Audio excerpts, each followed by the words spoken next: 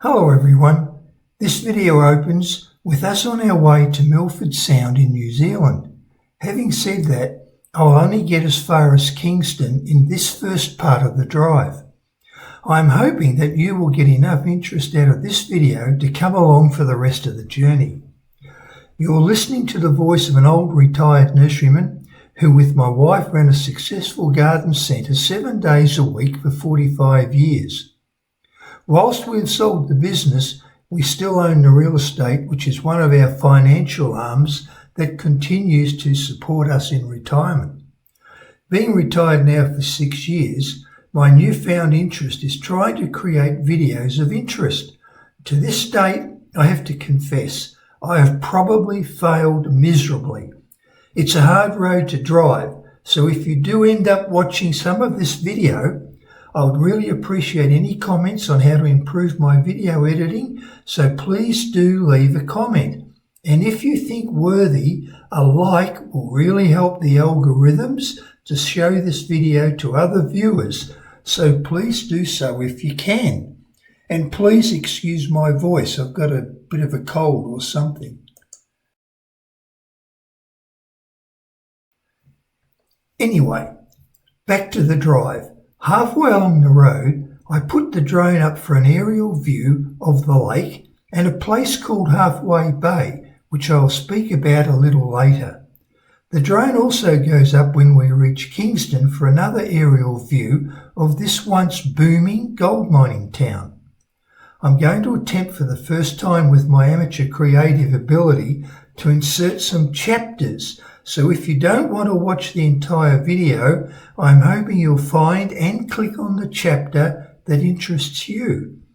If this video gets posted without those chapters, well then you will know I've failed to master that function at this point in time.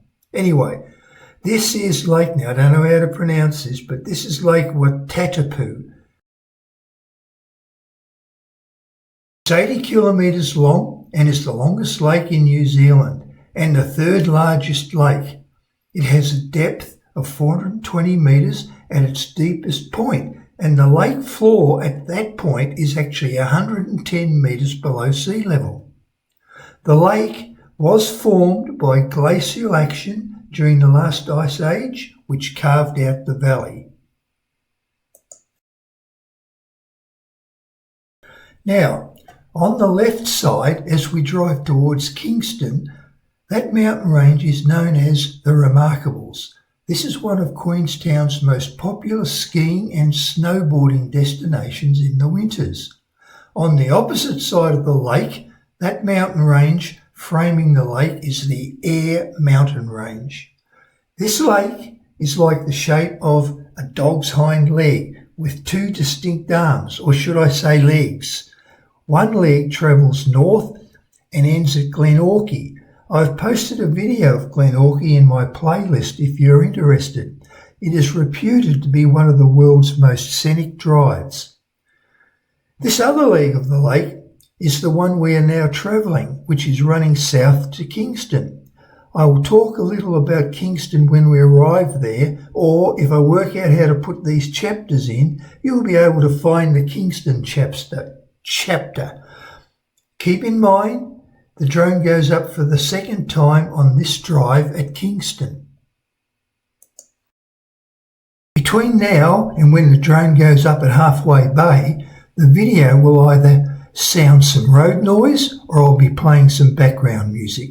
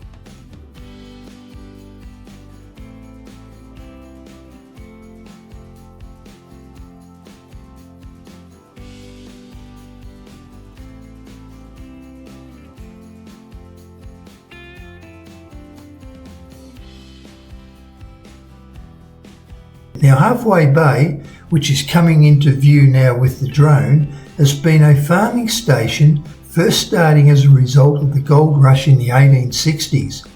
It has been owned and farmed and sold by multiple families since those first settlers in the 1860s. The most recent purchaser is a company known as Meteor Limited, which plan to utilise regenerative farming processes. Meteor was established in 2020 to address ecological challenges and has investments in organic food and plant-based medicines.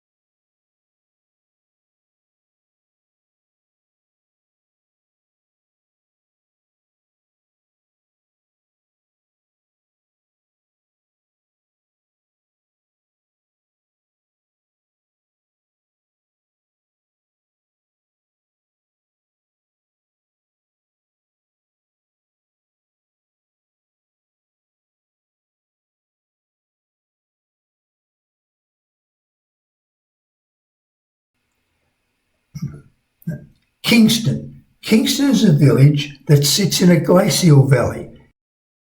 It actually is on an area known as a terminal moraine, which is a ridge of debris left by a glacier. Basically, a moraine is formed by rock and sediment carved and deposited by the glacier and was left behind when the glacier receded.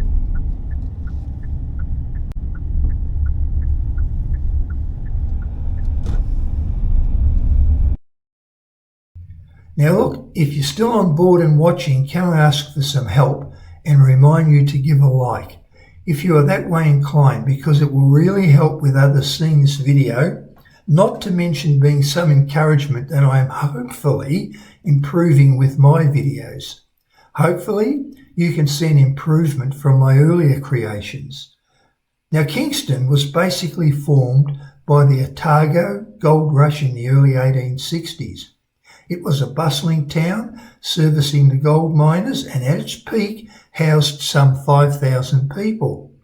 The town was serviced by boats, the main one being the famous TSS Earnslaw, which is a steam-powered boat which still plies these waters today, and you can still buy tours on it out of Queenstown.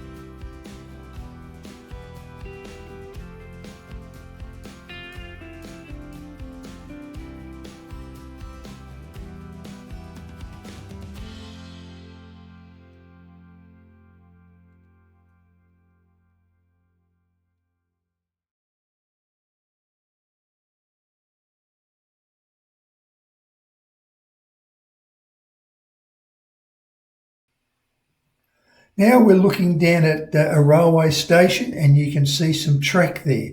That's to do with the Kingston Flyer, which is a vintage steam train that operates as a tourist attraction. Those cars you can see parked there are because the train is currently on about a 14-kilometre rail corridor from Kingston to Fairlight and back. It offers a scenic 90-minute journey.